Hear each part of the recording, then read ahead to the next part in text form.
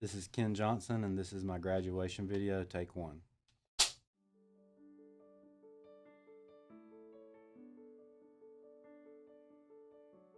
I did live in a Christian household.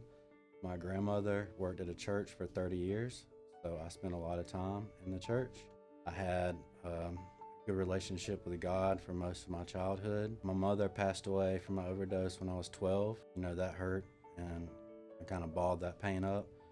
So when I was introduced to drugs for the first time, kind of used that to, numb the pain that I'd been, holding back. I didn't really lose my relationship with God until after I graduated college and moved to Atlanta and started having more of a focus on work. That's when I kind of got introduced to harder drugs, and not just drugs, but money played a big part of my life. I was addicted to the hustle of work and making money and my career path, and kind of left God behind. And then once I started doing, heavy drugs, I just lost all sight. While I was working, I realized that I was lying to everybody that I was around. Every relationship I had with my coworkers, with my family, I was having to hide everything that I did. I kind of had a realization at one point, that was years after I'd started using, that something needed to change or my life wasn't going to get any better. So I heard about a better way while I was in jail.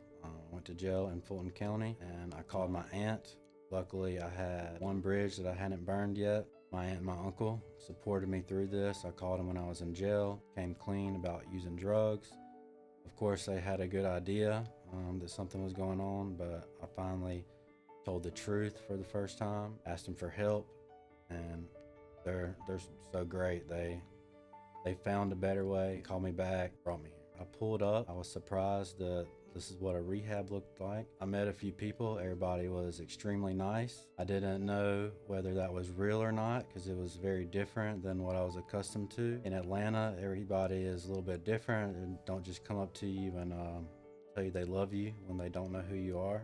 I didn't believe it at first, but after a while, you understand why people say that. My first week here was it was a struggle for sure. Very different than what I was used to. When I first came in, I remember I got here right at dinner, and so everybody asked me to come to the front, and everybody came and laid hands on me and prayed over me.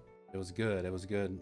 I didn't feel super weirded out since I was kind of used to being in church growing up, but it was kind of like bringing back old memories. I struggled a little bit with some of the rules coming in. I felt like it was strange that you had to, be in your bed at a certain time. You couldn't get up, lights were out. But some of the rules I did enjoy.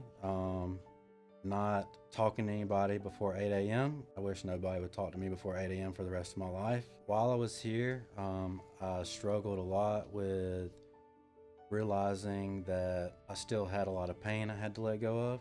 It took until my Restore Your Heart class to learn how to let go of that pain. It was still from my mother passing away when I was a kid. I still didn't know how to forgive her for that, and that was something I held until I was here for about 10 months when I went into the Restore Your Heart program. And that's one of the biggest things that I'm going to carry out of here with me.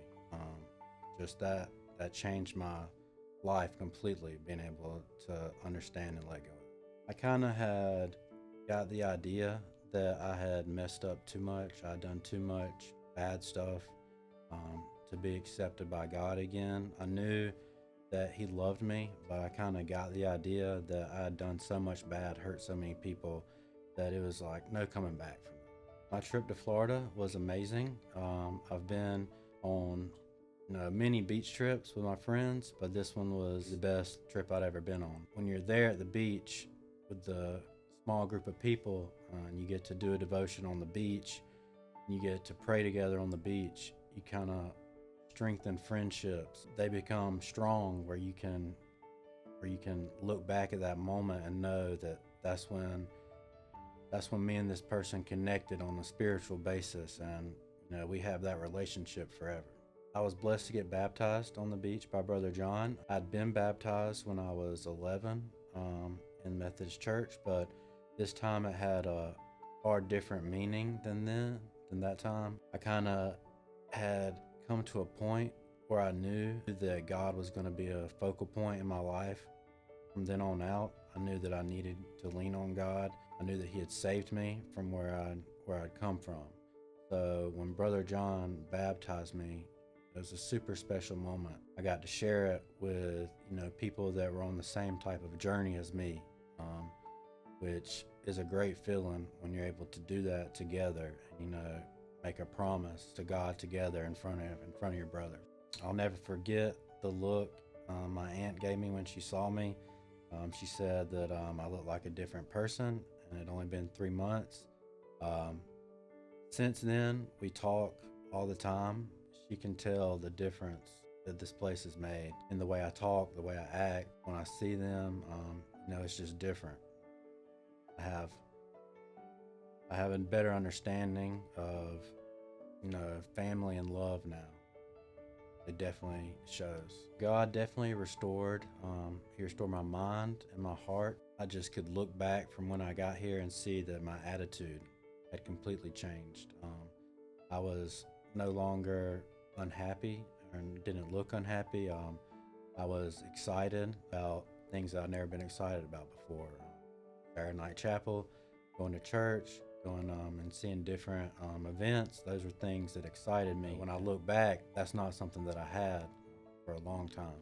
I was surprised to see that people were coming to me for help and leaning on me for advice. I hadn't been a person that somebody could trust and come to for advice in a long time. And that feels great to know that you're trusted, but also it feels great to help your brothers out and to know that you're making an impact in somebody else's life. Some things I'm going to take from A Better Way is how I read the Word now. I'd read the Bible before, but not in the way that I read it now. Doing devotions in the morning, I can kind of go into the Word asking questions and looking for God to show me answers. Before, I just kind of read the Bible for information, but now I rely on the Word. So if I could talk to the new guys, I would tell them to take advantage of the opportunity they have in front of them. There's no other place where you'll be put around people that love you and in a place where God is present. The Lord has saved me from a dark place. Without the Lord, I would still be lost. Without my brothers, I wouldn't have learned to trust. If I could talk to myself 18 months ago when I came in, I would tell him that things can get better, that your life isn't lost, and you can still do good things for yourself and for other people, and that you need to just trust God through the process, because it's about to be tough, but it'll be the best thing that you've ever done.